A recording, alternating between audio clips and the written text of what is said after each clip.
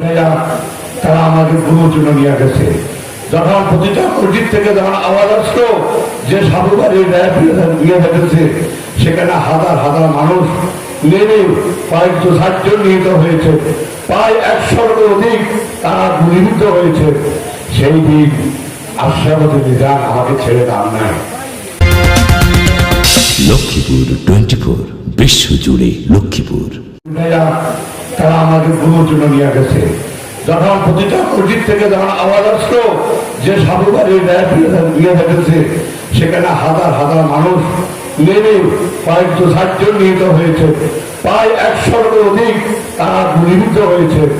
সেই দিন আশরাফুল নিজাম আমাকে ছেড়ে দান নাই। আশরাফুল নিজাম জনকে ঘেরাও করছে, পুলিশকে ঘেরাও করছে।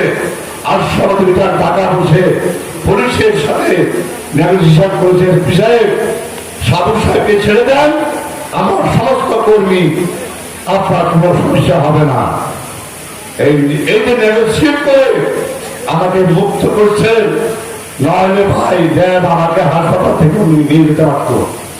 একমাত্র আশরাফুল নিজামের সহযোগিতা আল্লাহর শেষ রহমতে সেদিন বন্দি বিনিময় যেভাবে হয়, লক্ষ্মীপুরে সেই দিন বন্দি বিনিময় করে আমাকে হাসপাতাল থেকে উদ্ধার করে ওনার মাধ্যমে আমাকে আমি চিকিৎসা নিই। সেই স্মৃতিগুলো আজও মনে আছে। এরপরে আমার চিকিৎসা খালেদা জিয়া দায়িত্ব দিয়েছিলেন আশরাফুল নিজামকে, তুমি সাধুর পুরা চিকিৎসার দায় তোমাকে দিতে হবে। উনি আমাকে ইন্ডিয়া, সিঙ্গাপুর পাঠিয়েছেন। আমার যারা পাড়া যেন কাটা না যায়, আমার পা যেন ঠিক থাকে, ওনার পকেটের সময়ের টাকা খরচ করে সেই চিকিৎসা না হলে, তত সময় চিকিৎসা না হলে হয়তো আজকে আমি একটা পা হারিয়ে আপনাদের সামনে হয়তো আজকে আসতে হতে পারত। আমি ভুলি না।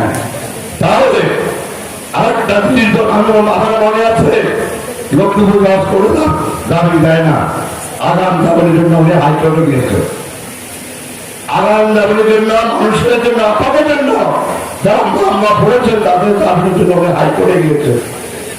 উনি সেই দিন দেখলাম প্রায় 150 থেকে 200 প্যাকেট খাবার প্যাকেট অর্ডার দিয়ে 150 থেকে 200 নেতাকর্মীকে হাইকোর্ট থেকে দাবি করেছে। দাবি করাইয়া মাঠের মধ্যে গাছের মধ্যে বসি উনি সব দেখা করে আমার প্যাকেট বিরিয়ানি খেয়েছিলাম। এই যে অনেক স্মৃতি, অনেক কষ্ট।